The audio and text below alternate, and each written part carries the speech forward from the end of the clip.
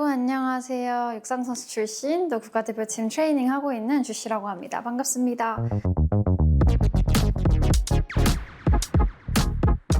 오늘 주제는 러닝만 하면 무릎이 아픈 분들을 위해서 준비한 영상인데요. 중요한 내용들이 후반부에도 끝까지 채워져 있으니까요. 끝까지 봐주시면 감사하겠습니다. 자, 그래서 러닝이랑 이 무릎 부상은 뗄래야 뗄 수가 없는 관계인 것 같아요. 제가 지난번에 마라톤 시합 구경 갔다가 정말 많은 분들이 무릎에 테이핑을 하고 뛰시는 걸 봤거든요. 그래서 확실히 우리 러너들에게는 정말 무릎 부상이 가장 큰 고민이구나, 가장 주된 부상이구나라는 걸 또 한 번 깨달았고, 또 그때 여기에 무릎 테이핑하는 방법을 올리기도 했었습니다. 그래서 이거 참고하시면 좋을 것 같고, 제 채널에 달리는 댓글들 중에서도 이 무릎 부상을 어떻게 하는 게 좋냐, 이거 어떻게 된 거냐, 어떻게 하는 게 좋냐, 이런 댓글들이 정말 많았어요. 그래서 제가 무릎 부상에 관련해서 이렇게 영상을 찍게 되었습니다. 유튜브에 무릎 부상을 검색해보니까 정말 좋은 영상들이 많더라고요. 그래서 제가 어떤 영상을 찍어야 우리 구독자분들께, 스포츠를 즐기시는 분들께 정말 도움이 될까?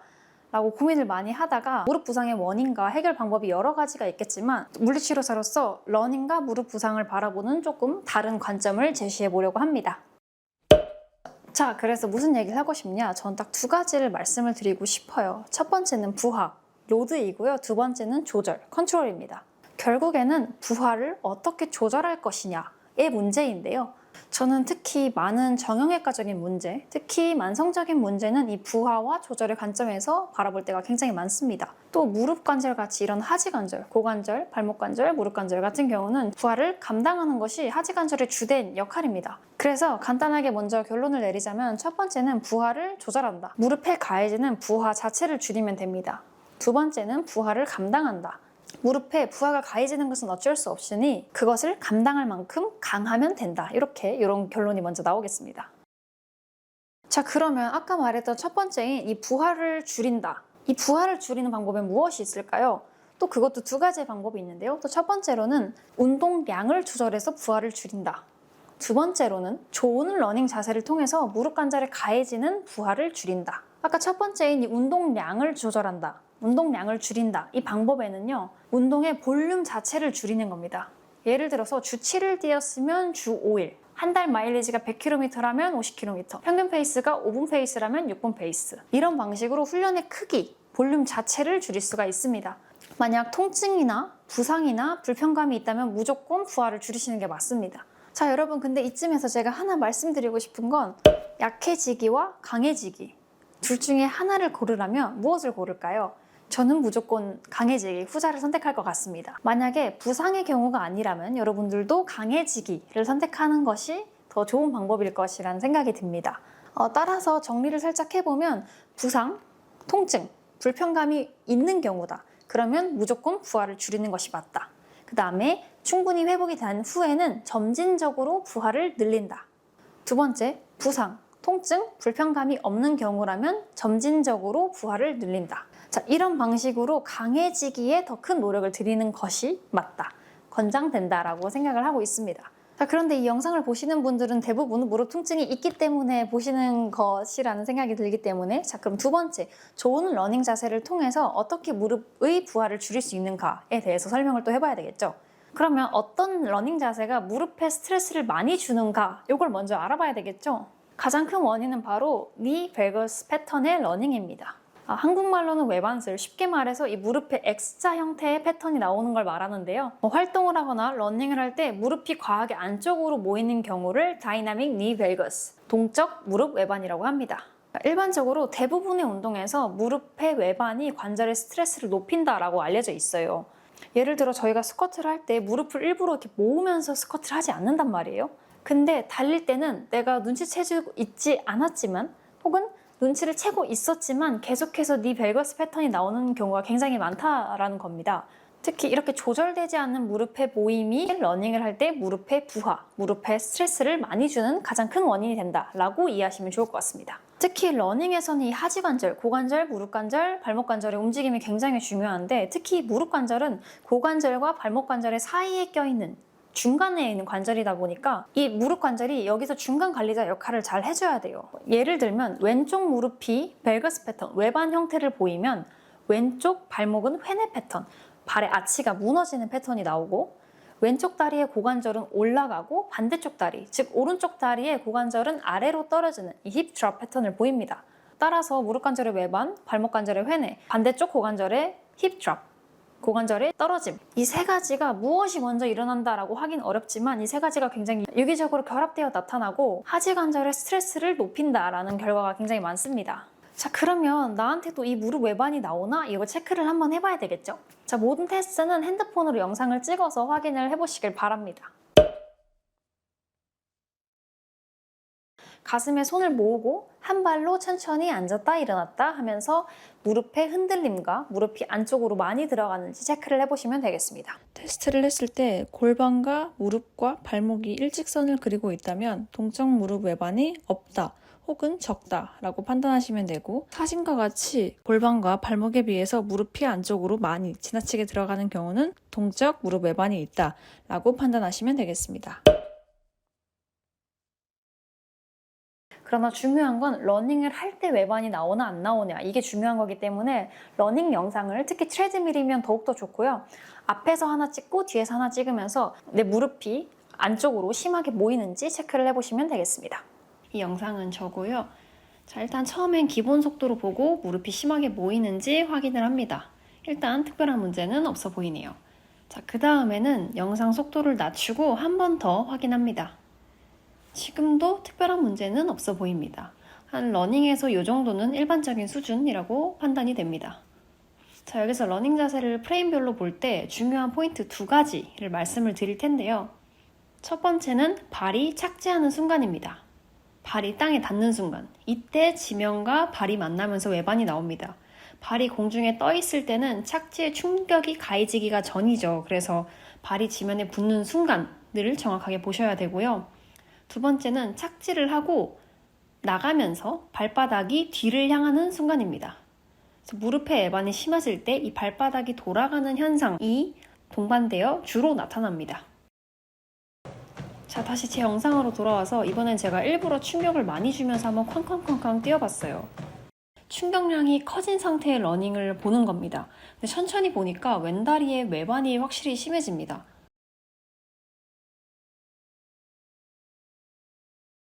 이렇게 보시면 좌우 차이가 좀 느껴지시죠? 왼발이 지면에 닿을 때 무릎이 확실히 모이는 패턴 나옵니다. 제 생각에 이 정도부터는 조금 교정이 필요하다고 생각이 드는 수준입니다. 외반이 조금 심한 선수의 사진을 보여드리면 런던 올림픽 마라톤 은메달리스트 프리스카 잽투 선수입니다. 한눈에 보기에도 외반이 조금 심하죠. 무릎이 들어가는 각도가 좀 많이 들어가는 편이고요. 아까 말씀드린 대로 발이 바깥쪽으로 같이 빠지는 현상이 일어납니다. 물론 외반이 있어도 잘 뛸 수 있고요. 경우에 따라서 문제가 되지 않는 경우도 있습니다. 자, 외반이 잘 나타나지 않는 선수들의 사진은 이 정도 예시가 되겠습니다.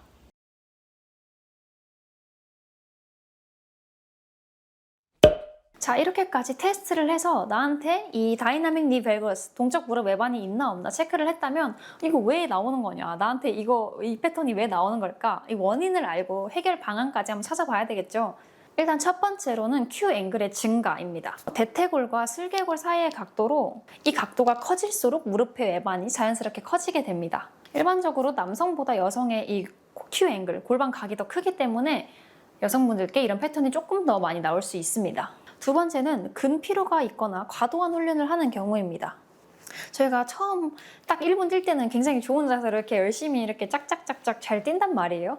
근데 예를 들어 생각해보면 나는 원래 5km밖에 못 뛰는데 10km를 뛰었다. 그럼 여러분 자세가 조절이 될까요? 당연히 조절이 되지 않습니다. 특히 극한으로 가는 상황, 너무 정말 최선을 다하는 상황에서는 팔도 이렇게 치고 숨도 아무렇게나 쉬고 발도 아무렇게나 대고 이런 식으로 할 때가 굉장히 많잖아요. 그래서 이럴 때는 근육의 반응 속도가 늦어지고 지연이 되고 좋은 자세를 유지하기가 어려우면서 점점 무릎의 외반이 커질 수가 있어요. 세 번째로는 이 움직임 패턴이 고착화, 내 몸에 이렇게 익어진 건데요. 일단 첫 번째로는 외반이 무릎의 스트레스를 높인다라는 것을 몰랐을 수도 있고요. 또 두 번째로는 나한테 외반이 있는지조차도 몰랐을 수가 있어요. 이런 식으로 인지를 하지 않고 있다가 그냥 이렇게 뛰고 갑자기 영상을 보고 테스트를 해보고 달린 영상을 찍어봤는데 나 외반이 언제 이렇게 심했지? 이제 이럴 수 있다는 겁니다. 그러니까 내가 몰랐기 때문에 이것을 고치려 했다거나 혹은 개선하려는 사항을 생각하지 못했을 수 있다. 그래서 이런 식으로 움직임 패턴이 나한테 익어진 고착화됐을 수 있다. 네 번째로는 둔근 기능의 저하, 또 둔근의 약화 때문입니다. 이 무릎 외반의 가장 큰 범인을 꼽아라 라고 하면 다들 둔근을 뽑습니다. 고관절과 무릎 관절을 굉장히 좋은 각도로 유지시켜주는 역할을 합니다. 따라서 가장 중요한 요인이기도 하고 가장 좋은 해결 방안이 되기도 하는 건데요. 따라서 대둔근과 중둔근을 강화하는 방식으로 이 외반슬의 개선을 도모해 볼 수 있다. 좀 기대해 볼 수 있다. 이렇게 보실 수 있겠습니다. 자, 이제 원인까지 알았으면 해결 방안에 대해서 말씀드리도록 하겠습니다. 여기에는 운동도 포함이 되어 있고요. 일단 첫 번째로는 인지, 파악, 개선입니다. 러닝 시에 발생하는 이 동적 무릎 외반이 무엇인지에 대해서 인지를 하면 좋고요. 이제 그 다음으로는 나에게 이런 패턴이 나오는지 안 나오는지 파악하는 겁니다.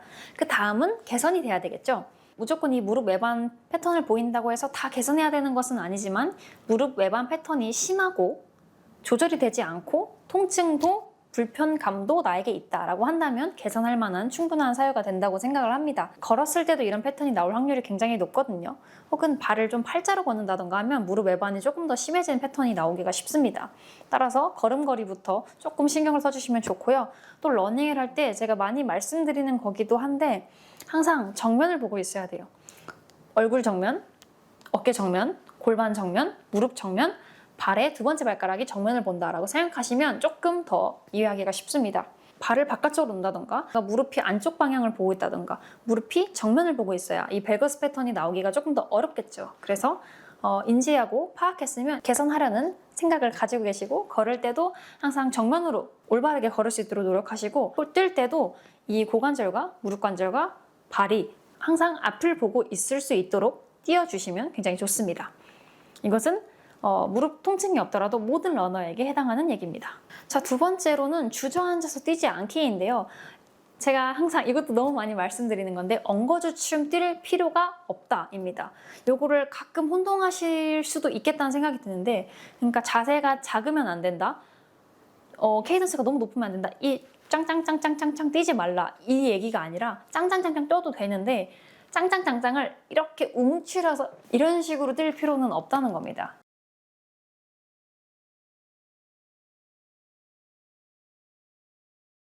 그러니까 나의 무게중심을 그냥 걸을 때와 비슷하게 혹은 조금 띄워서 뛰면 되는데 갑자기 뛰려고 하다 보니까 오히려 무게중심을 낮추는 형태, 이런 형태는 좋지 않다라고 말씀을 드리는 겁니다.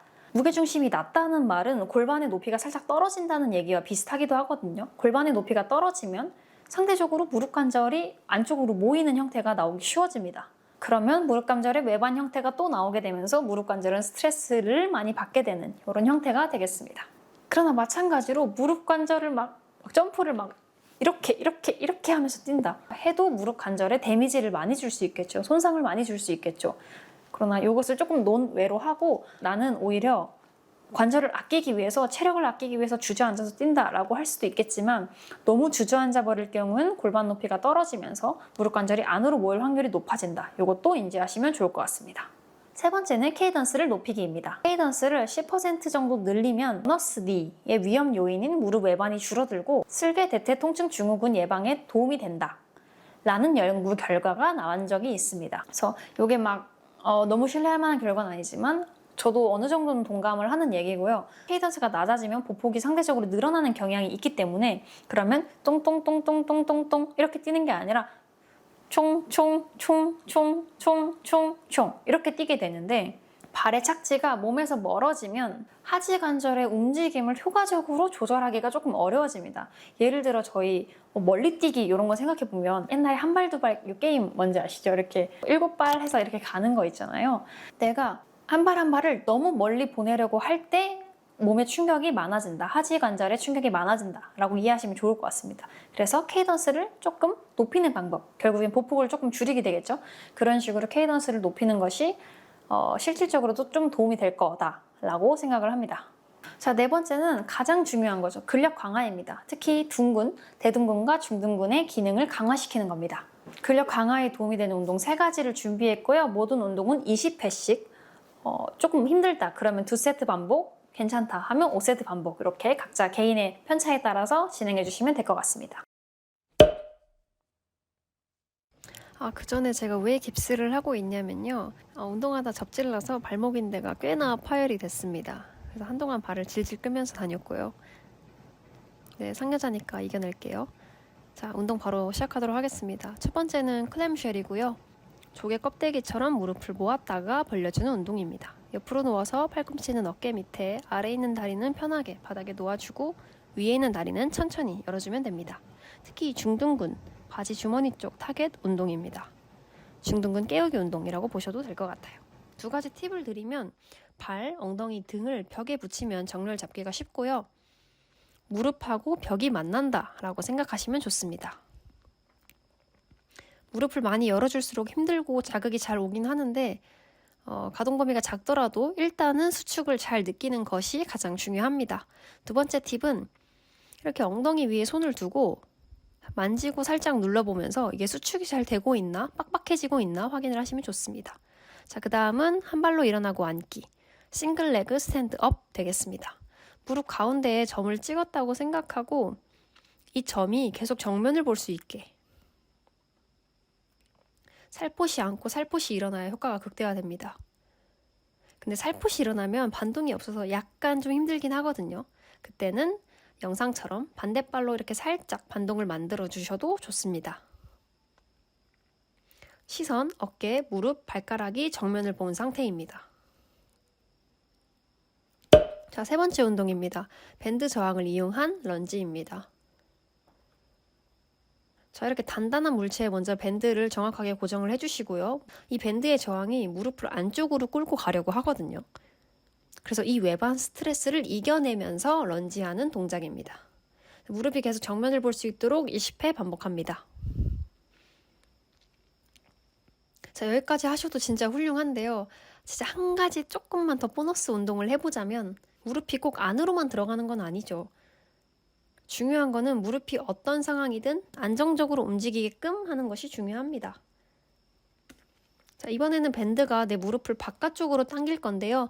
그래도 나는 무릎을 정면을 유지한 채 무릎이 정면을 보게 운동해 주시면 됩니다. 운동은 여기까지입니다.